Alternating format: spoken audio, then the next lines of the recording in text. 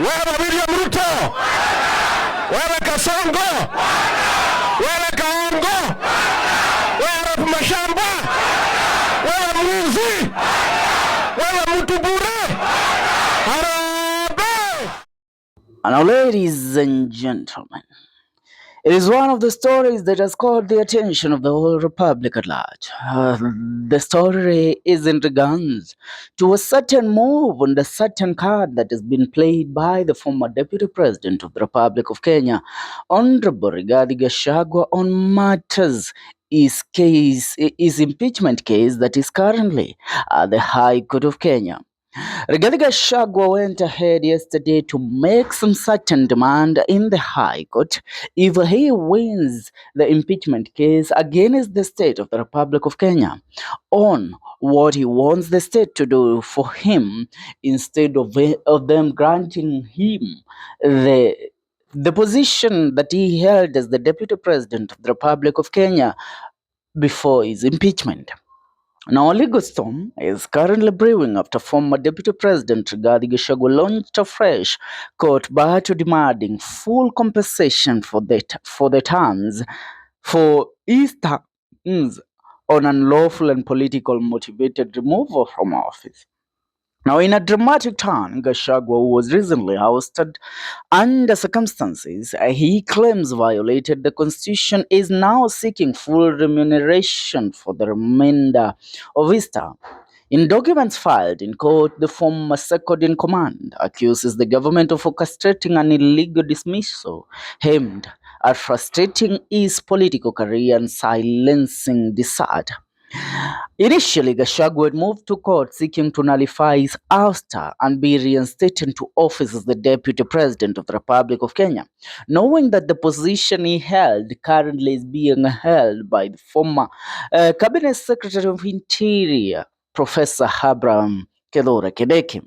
However, in a bold shift, he is now demanding that the state pays him his full salary and benefit as if he had served the entire term, citing reputational damage, emotional distress, and breach of contract. More so, regarding Gachagua want reinstatement of his security as he enjoys the privileges of a former deputy president. He also wants chase cars, two chase cars that are supposed to be accorded to a former vice president, and also on the benefit of the former vice president, he need about 4 SUV vehicles, as every former DP in the Republic of Kenya enjoys such privileges with a certain salary payment every month, or they have an yearly budget that is catered for by the Republic of Kenya. That is what Rigathi Gachagua asked from the state. But the question remains, why has Rigathi Gachagua changed his mind? Now, his removal, according to the info according to the files, to the petition filed, lacked due process and was executed with blatant disregard of the constitutional safeguards afforded to holders of elective office. Read the part of the court filing by his legal team, Gachagua argues that his rights were violated and that the House set a dangerous precedent for how high-ranking officials can be removed without due process. The case has drawn intense public interest, with political analysts viewing it as a test for judicial independence and constitutional integrity in Kenya. Now, supporters of the former deputy president have rallied behind him, saying his treatment was unjust and politically charged. Government officials have remained tight-lipped about the court proceedings, but sources indicate that the state law office is preparing to challenge the claims in court. As the legal battle unfolds, all eyes are now on the judiciary, which is being called upon to rule on one of the most politically sensitive cases in recent memory, one that could redefine the limits of executive power and accountability in Kenya. But allow me to get into my analytical space and get to give you the details on what we think in regards to this case. Rigathi Gachagua has always been a man that has stood the storm. He has fought William Ruto with every arsenal at his disposal. He has deployed a man ready for anything but to ensure that justice is served to him. When the High Court, the Court of Appeal of Kenya ruled that the impeachment of Rigathi Gachagua was unconstitutional, one thing remained clear to the people of the Republic of Kenya.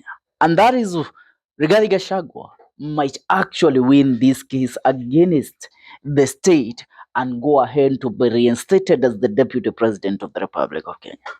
But his legal team sat down with Rigathi Gachagua. They realized at this moment, the problems between Gashagua and William Ruto cannot be amended.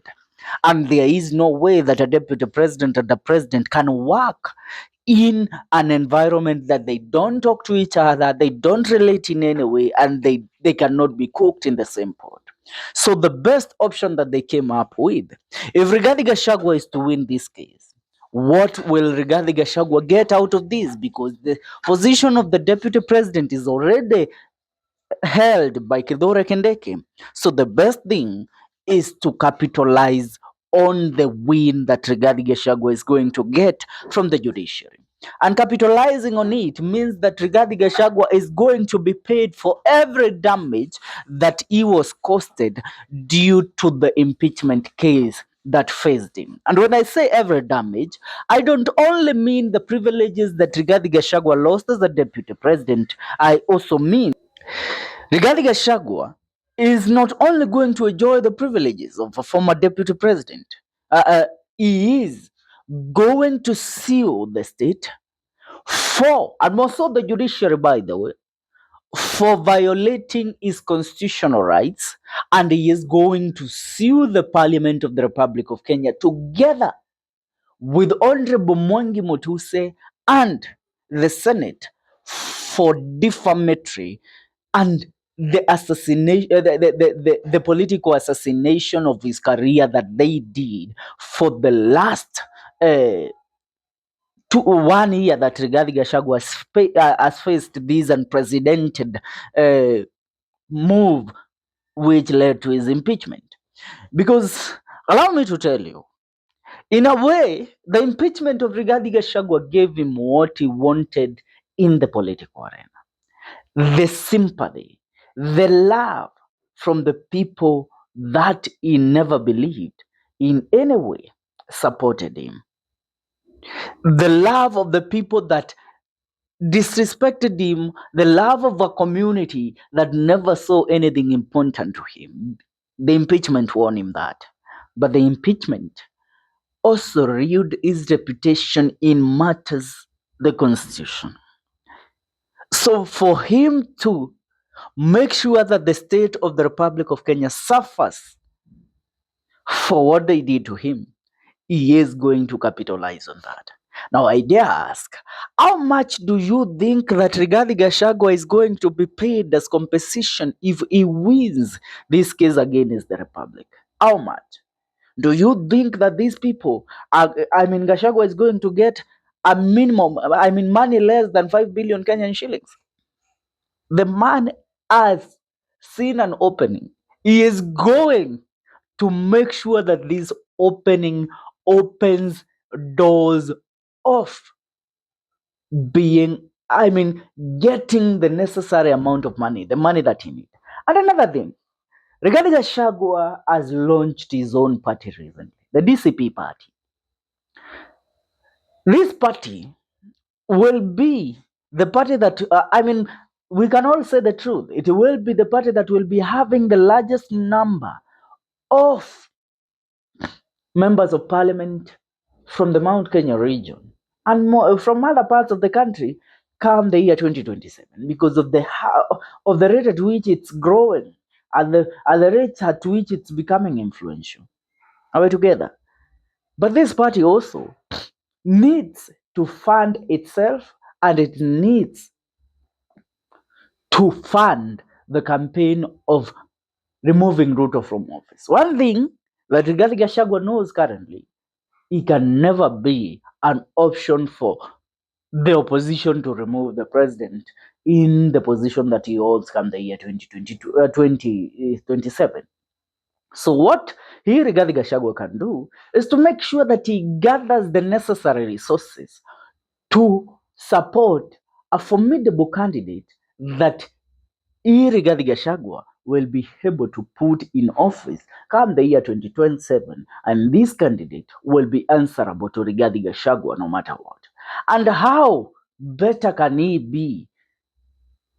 How better can he be influential in making the next government than having a party that is actually the majority in parliament and also being the kingmaker in the next coming government by providing the largest number of votes and also giving the necessary monetary services or monetary supply, or giving them the necessary finances to finance the 2027 general election. And how can Rigathi Gachagua get that money? He's not going to dig into his pocket to support the candidate.